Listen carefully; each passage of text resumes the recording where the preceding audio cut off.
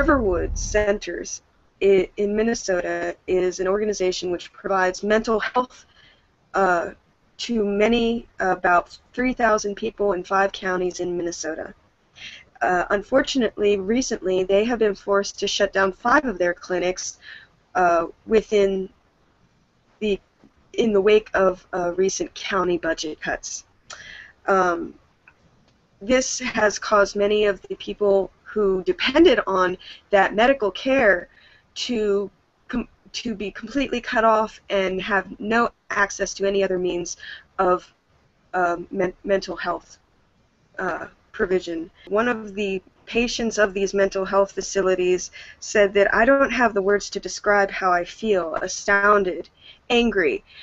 They just decided that money was bigger than our mental health. And of course that's true. In our country we've been shown over and over again through many examples that mental health is not as important as the bottom dollar, as saving and making as much money as can possibly be made for those people who are currently in power and who make these decisions. Other residents are lamenting now with reporters and others about how these facilities are sometimes the only thing standing between them and committing suicide. Many patients are struggling with serious mental illnesses and they have few other resources for treatment. Right now, as it is, people are winding up in the emergency room, which is actually costing the county and the patients even more money, putting the patients in debt and costing the community money. And these are not ideal places for treating mental illness because the doctors in the emergency rooms and many hospitals are not fit to treat these mental illnesses. And many of these patients are cut off from their medications, and so they become mentally unstable. Some people will have to travel at least 100 miles in order to find access to any other mental health facility that will take them. Minnesota's continuing cuts are failing its residents over and over again, and jails are becoming the go-to hotel rooms for the mentally ill. Minnesota has shut down some of the most state psychiatric beds of any other state in the nation, getting rid of over half of their beds for mental health patients between the years of 2005 and 2010. There's a rift right now between those who believe that local community-based care is better for patients with mental illness, but as states like Minnesota are supposedly trying to move away from a more state-run psychiatric system into a more local mental health care system, they are not providing the appropriate funding necessary to actually make the change, and so the people, of course, the patients and the people with the mental health issues are the ones suffering. So let's discuss it. What do you guys feel about Minnesota's declining mental health environment?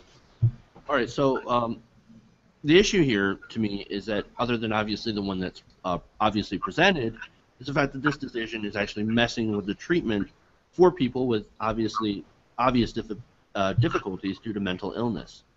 Now, speaking as somebody who has dealt with a family member that had mental illness, I can tell you from my own little experience that change is a terrible thing. It's not a good thing when it comes to especially your treatment. Especially when a lot of these people, like the article mentioned 3,000 people spread across 5 different counties of Minnesota. Now they're dependent on these treatment schedules and facilities and a level of consistent care. All of that is being disrupted, just as you said, in order to save a couple of bucks. And I just think that's it's disastrous. Right, and it could actually end up costing the state and these counties more money, because the only places for these people to go are the jail or the emergency room in the hospitals. And that is the ultimate irony. Mm-hmm. Sean, what do you think? I was gonna say, like, all right, so I could see, like, let's say these mental facilities have huge overruns, right? And the Minnesota state legislature figured out that if they put the money if they build smaller institutions around the state instead of 5 big centralized ones, then they can like streamline care, and it'll be easier than transporting patients back and forth. Like I know that like change in the short term would disrupt patient care for those patients affected, because consistency is very important with mental illness treatment. But I can see how that would work over the long term. But what this is doing is just like you're shutting them down, and you're not opening any new facilities. You're not moving these patients to somewhere better or anything. You're just letting them basically go out onto the street. And what history shows us, recent history, is when you close a mental institution, you're going to get mentally ill homeless people, and they're going to end up in jail.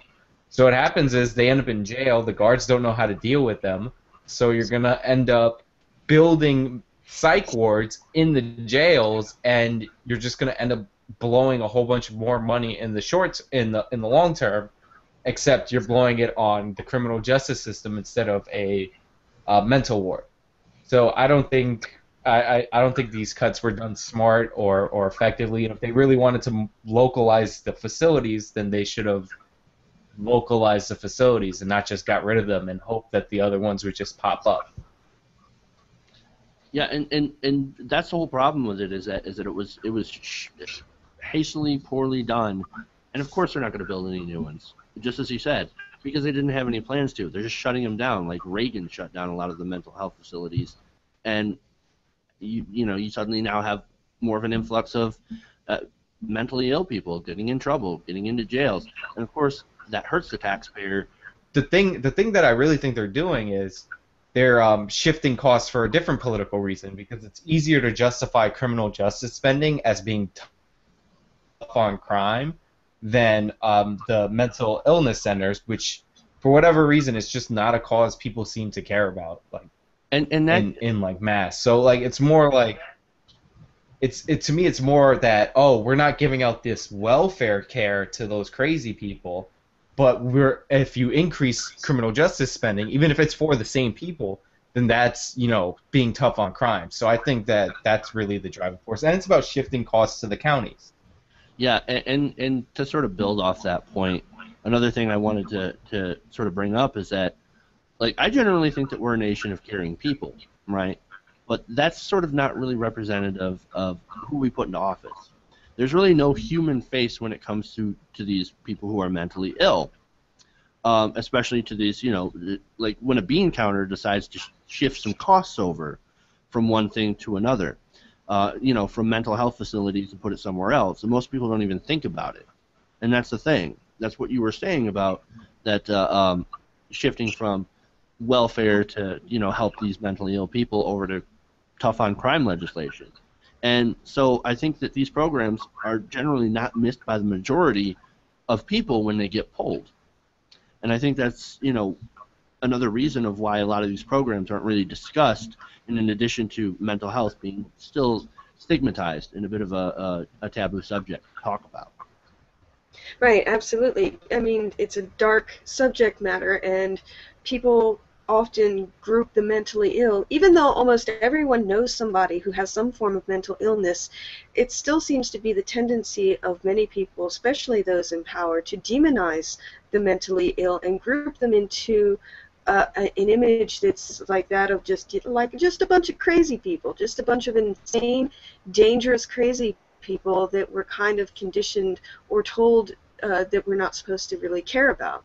It's not really important. It's like the reason people don't care about prisoners, because they're supposedly the scum of the earth. They don't deserve any special treatment. They don't or deserve any decent, humane treatment or whatever. They don't even really deserve any consideration. But we forget that these are real people, and they have families and loved ones and people that care about them, and they have feelings, and they're not evil. They're not evil monsters or beasts that are not deserving of humanity.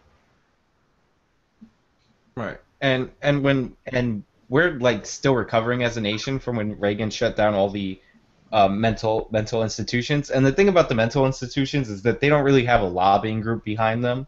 Like for-profit prisons have the corporate lobby, public prisons have the guards union. Like everything in our criminal justice system has a lobby behind it, and like they really don't. Like, I guess the doctors could get together, but like I have a feeling if you're a doctor, you probably don't need to work at a public mental health center. So there's no real strong lobby on their side because the people in the asylums aren't going to come together. And, Right. There's no voice there for them. Right.